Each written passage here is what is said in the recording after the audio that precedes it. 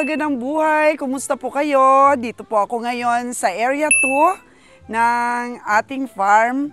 Located po dito sa Toledo, Navas, Aklan.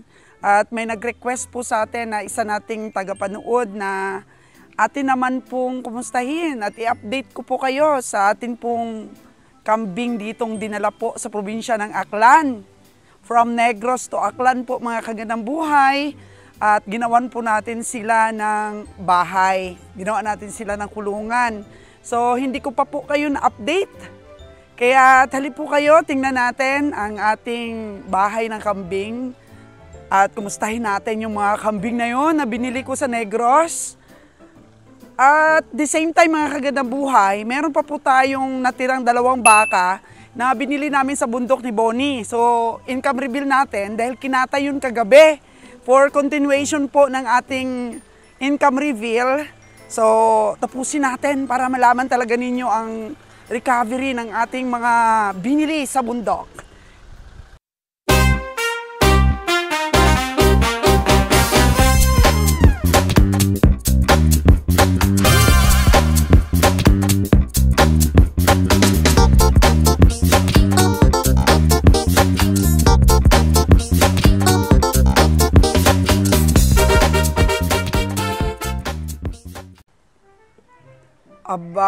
Aba, ayan na yung ating mga kambing.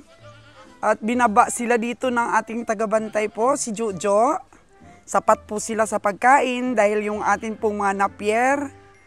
Nako, nag-epekto na yata yung abono ni Jojo dito. Wow! Ang taba ng napier mo, Jo. Tumaba na. Sapat ba yun sa abono, Jo? Wow.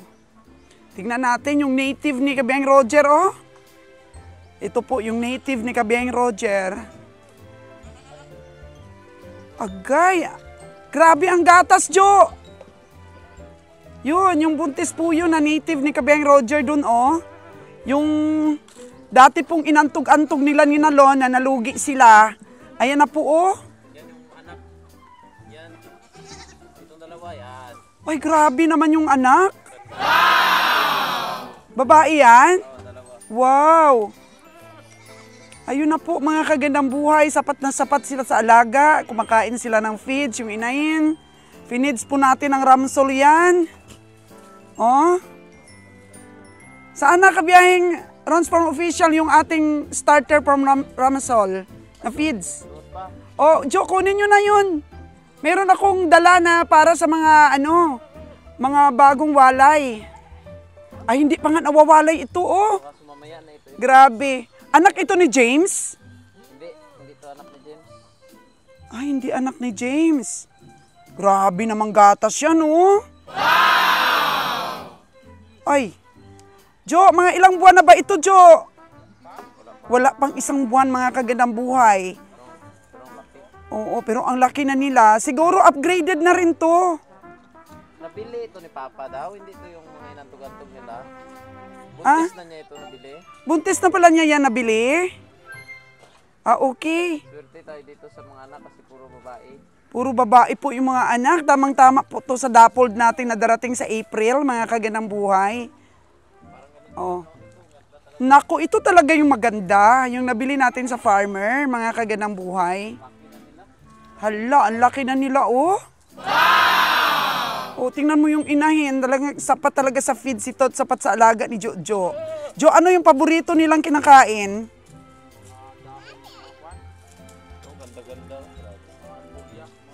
Alburya. Ah, grabe mga kagandang buhay. Nakita ba ninyo yung ating mga upgraded na nabili sa Negros?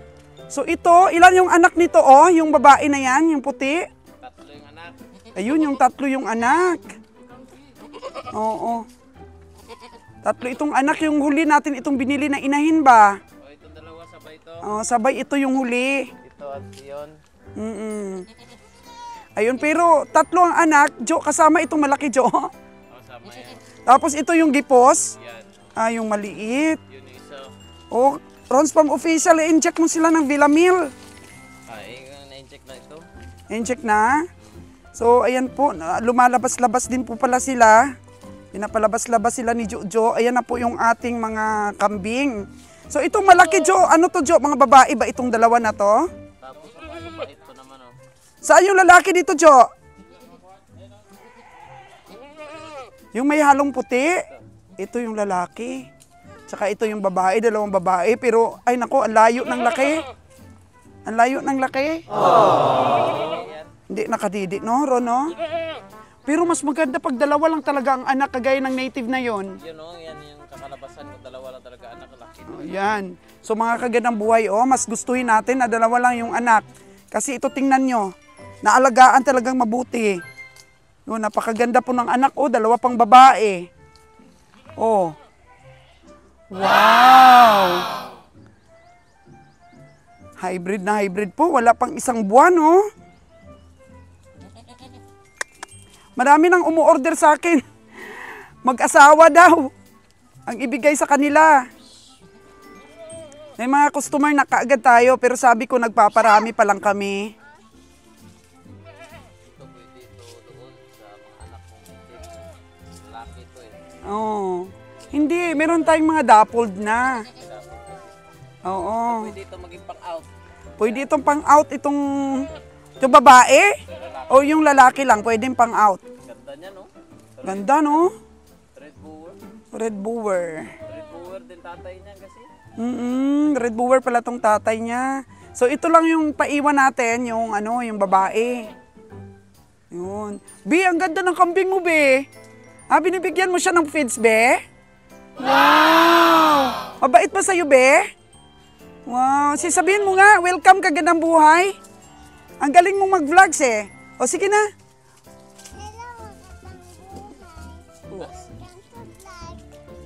Wow! Hello mga kagandang buhay. Welcome to vlogs. Sige nga, pakilala mo yung mga kambing. Oh, ito na po ngayon yung ating mga kambing. Yan, di ba? Ay, galing-galing naman talaga ni Bibi, oh. Meron pa bang natira doon sa taas, Be? Halika. Mga kagandang buhay, pasilip na namin yung bahay ng kambing namin na pinagawa. So, hindi po ito basta-basta. Medyo puro po steel ang pinagawa natin. Yun, umakyat na si Ron. Ayan po yung pinagawa natin, mga kagandang buhay, oh. Yan, sinunod po talaga natin yung proper na taas. Yun ang proper na taas ng ating bahay ng kambing. O, dito po ang hagdan. Yes, kahoy lang po yung pinagawa nating hagdan. Para at least po, kung medyo ano natin, gusto nating palakihan pa ito later on, madali lang. So, ayun si Buna, mga kagandang buhay. So, may news po ako mga kagandang buhay dahil marami rin po ang nagkukumusta kay Bona. Yan po si Buna, oh. Oh. Nangalagas na yung mga balahibo niya, Bino. Nangalagas na po yung mga balahibo niya. Matanda na talaga si Buna. At hindi po buntis si Buna, mga kagandang buhay. Naku, laki ng ipinayat ni Buna. Kaya huhusgahan na po namin ito, mga kagandang buhay. I-donate ko na lang po si Buna sa, sa Katayan. Grabe. Grabe, bakit nagkaganito? Parang nagkasakit, Jo. Matanda na talaga, Jo, no? Oo. Pero, ang liit na niya, Jo. Ayaw kumain, pero pwede pa itong katayin, kainin. Paano yung ano niya, skin? Oo. So, papakatay ko na lang po ito, mga kagandang buhay. Ito po, yung update kay Buna, hindi talaga buntis. Kaya nascam po tayo dito, nascam po tayo. Ang ganda po ng katawan ni Buna nung napunta dito, mga kagandang buhay. Kaya lang, medyo matanda na talaga siya. Nagkaganito yung balat niya. Oh. Paano dito na lang natin patayin? Dito na lang, kaya mo to siyang patayin. Tapos lagyan ng ganyan. Tapos ihatid nun yung karne. Ha? Sige. Ikaw na lang magkatay nito sa linggo. Sa linggo. So, 2 days from now. Ha? Oh. Ito naman, ano ito? Buntis tong dalawa. Di ba dumalaga ito nung pumunta dito? So, di ba sabi natin, buntis ito nung dumating. So, buntis talaga sila nung dumating. So, buntis talaga po itong nabili natin mga kaganaboy sa farmer. Yung una-una nating biniling dumalaga, kasama dung nanganak ng 3. Pero iniwan natin dun sa Negros yung nanganak ng 3 dahil nagkasakit. Kaya ito pala yung mga dumalaga, ito na sila. So, yun na. Sintensyahan natin si Bona. Tapos yung dito, ano ito, Jo? Yung nabili natin sa mga paradahan. Ay, sino ito, Ron? Si Maui ito? Ah? Yan yung nasampahan ni Maui yan. Ah, ito nga pala yung nasampahan ni Maui. So, nabuntis siya ni Maui, yung kambing ni Ron. Di ba dumalaga rin to, ano? Yung nabili natin ito sa farmer. Sa Kanlaon. Tapos ito pa yung dalawa, Jo. Ito pa yung kasama nila. Kasi 4 to sila. Tapos, namatay yung isa doon pa lang sa Negros. So, hindi pa nagbubuntis? Siguro, buntis siguro. Yung dating buntis na? Ito? Yung nga, no? Baka buntisin ito. Pero ito hindi pala yun, Jo. So, yan po yung ating mga kambing, yung umpisa po ng ating kambing dito at napakalaki po ng ating kulungan na itong pinagawa. Mga kaganang buhay, bibili na lang po ako ng karagdagang mga babae kung nandito na po yung ating mga dapol. Kasi siyempre, useless din kasi, di ba Ron, na bibili tayo ng babae, tapos maghihit, tapos wala pa tayong yung bull o wala pa tayong pangkakasta sa kanila. Kaya gusto ko talaga yung may kakasta na talaga sa kanila. So yan po ang ating mga kulungan. Nasa ilang ano pa to? Nasa ilang mga kulungan pa. So pangmaramihan po talaga itong preparation natin mga kagandang buhay sa pag-alaga ng kambing. Dahil medyo na ano kami ni Ron na yung mag-aalaga kami tapos wala kaagad kulungan, napakahirap. Kaya kung mag-alaga ng kambing, unahin muna yung kulungan, mga kagandang buhay. Kaya yun muna, naglaylo muna kami, hintayin muna namin yung bibilhin namin sa Luzon na lalaki, mga kagandang buhay, before kami talaga mag-set up ng may mga karagdagan na kaming bibilhin na mga babae. Tsaka kami magparami. Oo, pero sabi ni Kabeng Roger, marami daw siya dong mga babaeng mga baby na kambing, upgraded o more on native pa. Yun, pangkarni naman po mga kagandang buhay. Alagaan natin dito. Basta si Bona, kakatay na natin yan si Bona. So, matibay po pagkagawa nitong building natin. Siguro gumastos ako dito na sa mga 200 to 300,000. Kasi itong mating pa lang po mga kagandang buhay, medyo malaki rin yung gastos ko dito. Tapos all bakal po talaga dito sa baba. So mga 300K talaga. Tapos may mga septic tank pa doon sa baba. Kasi nga ayaw kung may maglikramo. Kaya may septic tank pa kami sa baba mga kagandang buhay. Para yung mga tubig nila pag naglinis kami, sa septic tank po mapupunta and then i-drain po doon po sa ilalim. So ayan po ang update ating kambingan ngayon. Gusto nyo bang i-update ko kayo doon sa resulta ng katay sa dalawa pa nating baka? Yung isa kasi yung nabili natin sa Bagunbun Stockyard na 37K. Abay, ang dami pong mga commentator nun. Hinihingi na lang daw namin ang presyo. At saka yung nabili natin doon sa isa pang farmer na ang pangalan ng baka niya ay si Novim. Yung binili natin at tinawaran ng bababa sa 60, pero nabili ni Kabeng Roger ng 66. So, tama ba ang presyo na nabili namin or may mga adjustment pa po tayong gagawin? So, i-flashback muna natin mga kagandang buhay sa mga hindi po nakapanood ang baka po na tinawaran natin ng 37K or binili natin ng 37K pero tinawaran natin ng 35 sa Bagunbun Stockyard. So, flashback muna tayo. O Bon, boy naman ng sipat. Sipatin mo mabuti. Tatay. Tingko lang. Oo. 3.5 ang unang tawad ni Bonnie. Hindi payag po ang ating farmer. Pila may mahal. Ilang bilang. Bias-bias, magunin. Dudong pala may-ari. Sa isa Dong, lang biyahe na. Maynila man dong. Karni man ang aming tinitingnan. Nag-36 na si Bonnie. Di pa kaya? Alanganin 6,000 na na naman ya? ang say.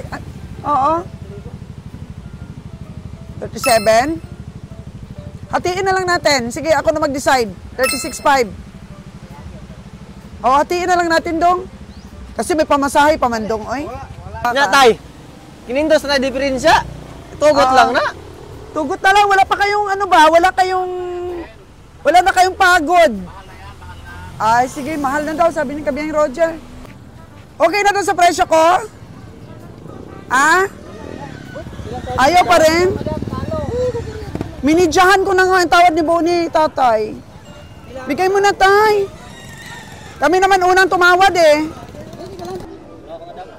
Nakuha mo? So, 37? Sabi ko eh. Grabe si Dudong, hindi talaga binitawan sa ano no? 36.5. Bumaba na siya ng 37, tapos ginitnaan natin ng 36.5. So ano na? 37 na. Hindi tinantanan ni Bonnie. Sana maka 140 kilos para hindi tayo malugi. Pagka sumobra sa 140 kilos, may panalo na si Bonnie.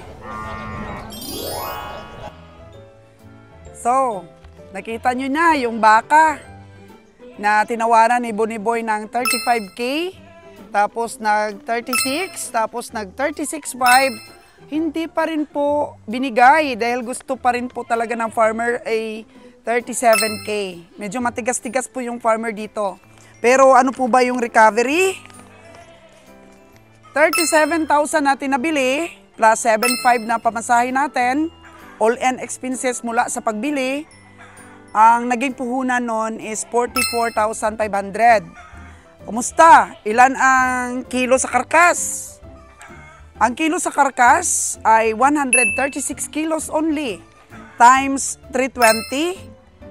So, 43,520 ang total. Minus natin sa puhunan na 44,500. Nalugi po tayo mga kagandang buhay ng 980 pesos.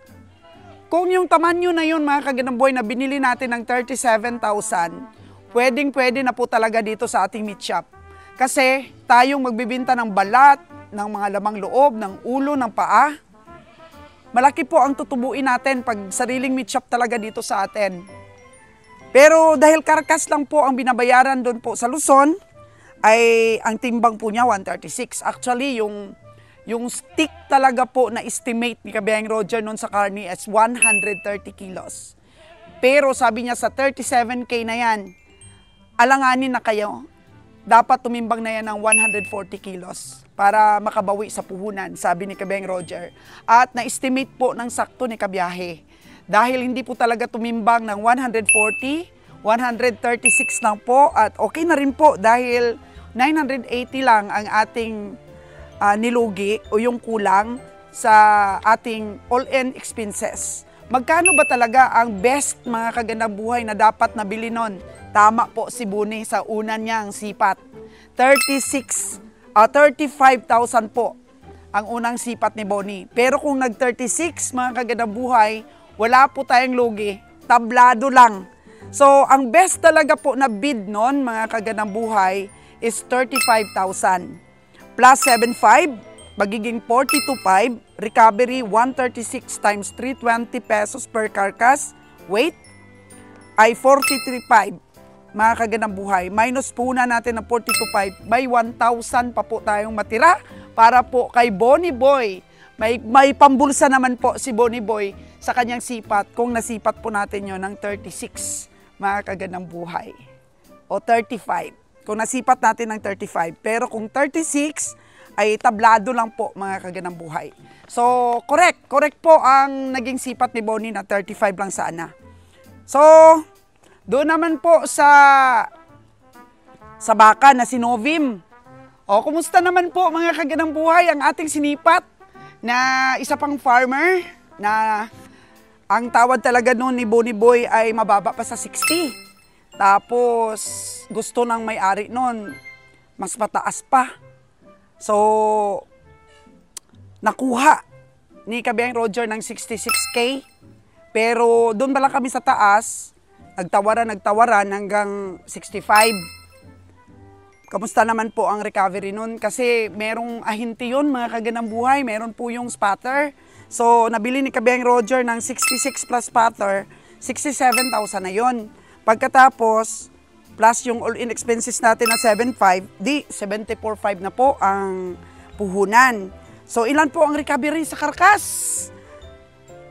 Ito po, pinakatay ito sa Batangas. So, ang karkas nun, mga kaganang buhay, estimate kasi nung spotter, 240 kilos.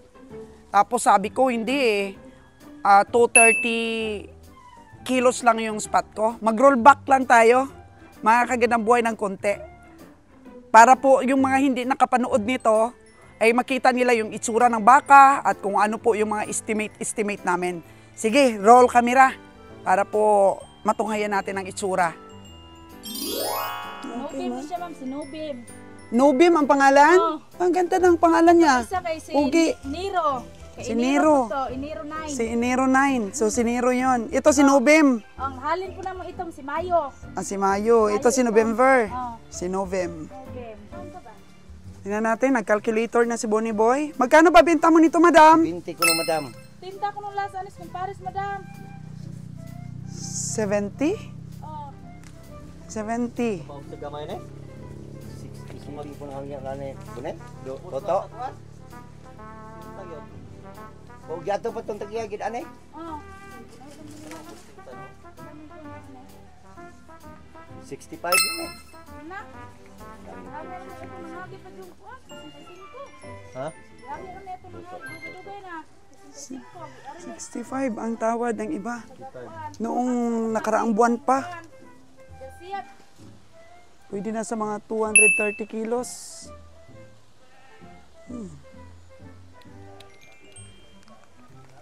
230 kilos po ang tingin ko sa karne. Bon! 230 kilos sa karne? Ang aking estimate. Hindi na madagdag na 140, madam. Ha? 230 kilos lang ang aking... Madam, no? Dita ka, Ano? dita ka, kuha na, madam, ngari, kay may ikwintro ta. Kailangan yun ang imong karkulo. Mas mataas. Kung di mataas ka ng... Sakto, gid. Sakto yun. Ay, yun nga ang tingin ko, 230 kilos. 240 yun? Oh, Sa 240. tingin mo? Sa tingin ko, 240. Oo, kasi maari kang malugi Di kapag ka ka malugi. mataas ang iyong estimate. Oo, kung Sa akin, 230 patasan. Kung mag 240, may tubo na kami. Ganon yun ang pag-calculate. Hindi na puhunan lang ang i-calculate mo. Tubo lang kunti. Kana, madam, yung karkulo ko, kung 230 kilos. Ikaw, Bon? 240 yan. 240 ang kalkyo mo? 240? Max. Max daw po sabi ni Bonnie Boy. Uy, nagbayaran na? Ano nang nangyari? Hindi na updated si Sols. Hala. Ano yan, Bonnie Boy? Nabili na natin? Ilan? Magkano? 66? Oh, 66 po mga kagandang buhay. Grabe. 66 na, nagkabayaran na. So, ayun po, nakita ninyo at napanood yung pag-estimate. Sabi kasi ng spotter, 240. Tapos bigla, binawi niya, 230 na lang. Pero hindi nakaabot. Pero malapit na malapit po ang estimate, kaya nakakabilib din po mga kagandang buhay.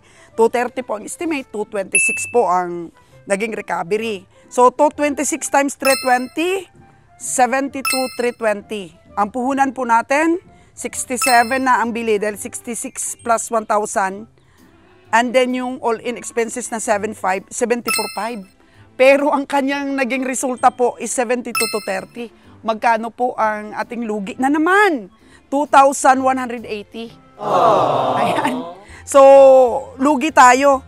Magkano ba dapat yung sakto-saktong pagbid nun? Magkano yung presyo na sakto, mga kagandang buhay? Kasi ang layo, 2,180 po ang kulang. So nakapamasahe lang ang ating baka na yon ng 5,000 plus. Nakapamasahe lang. O 5,003, ganyan lang po mga kagandang buhay. So ang bid sana nun mga kagandang buhay, 62,000 lang dapat, imbis na 66. Oo, 62 plus 1,000 po para sa spotter, magiging 63,000. So, ang 63,000 na yun mga kagandang buhay, yung tubo natin dahil 72,320 siya, dapat meron po tayong 8,320. So, i-minus natin yung 7,500 po na expenses. Meron pa rin pong 820 na tubo tayo. O kahit pa kunti-kunti lang po ba mga kagandang buhay na matira, basta angat natin o makuha natin yung 7,500, panalo na po ang biyahe nun. Tapos may matira pang konti para po sa ating mga sipatador. So, kaya lang, nabili natin ng 66, mataas po talaga yung bili natin. After po ng pagbili na yon, abay, ganado po yung mga spotter natin. Marami pa silang gustong patingnan na baka sa atin noong mga nakaraang araw. Pero sabi ni Kabiyang Roger, ang mga spotter po, may mga tingin na yan. May mga ano na sila yan, may mga estimate. Tingnan nyo, hindi nagkakalayo yung estimate nila. Ibig sabihin, sa tagal na nilang namimili ng baka, mga kagandang buhay, alam na nila kung may kikitain sila, kung dalhin yan sa paradahan. Nabibilang-bilang na kaagad nila yan.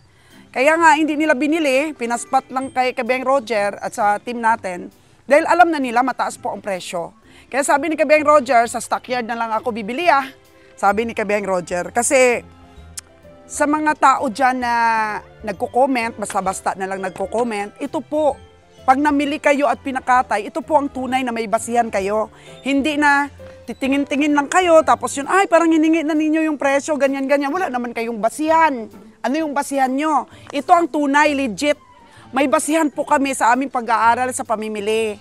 Kaya sa mga subscriber ko, sa mga viewers ko dyan na gusto talaga matuto, ito na, meron na po tayong mga income reveal.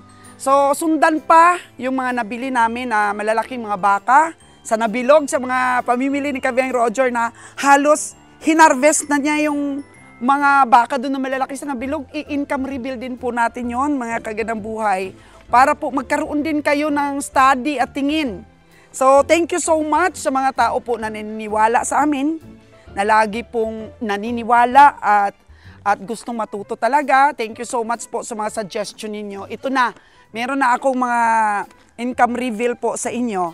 So sana may natutunan din kayo dito sa ating maliit, dalawa lang na income reveal ngayon. At yung atin pong mga baka na gusto po ninyong ma-update, ayan na sila. So ito po yung humble beginnings namin, dadami at dadami pa po ito dito sa probinsya ng Aklan. Kasi po ang pagpa-farming, natutunan namin ni Ron, hindi lang po tayo gumalaw na overexcited tayo. Kahit na wala tayong kulungan, bili lang tayo ng bili. Kaya na-disgrasya po yung iba naming mga kambing kasi medyo matigas din po ang aming mga ulo. Kasi bili kami ng bili. So meron kami ditong baka na fatining, mga kagandang buhay, yung anak pa ito ni Creamy Brown at saka si Creamy White at saka si Creamy Brown ito. Huh? Creamy White ito. Tapos may Creamy Brown pa. Ako Pico Brown. Mga kaganda yung anak yan ng ating mga baka na naibinta na. At mga upgraded din po mga kagandang buhay. Kaya yun. So, meron ako feeds kanina from Ramsol. Para po sa ating mga grabe no. Grabe, wala pa itong isang buwan, oh. Wow! Ang kinis-kinis naman. Babae at saka lalaki ito. Yan po, mga upgraded na po yan at mga may nag-o-order na po sa atin. Pero, pakunti-kunti lang po mga kagandang buhay at ma-inspire po dito sa ating pong humble beginnings para po sa ating pagkakambing.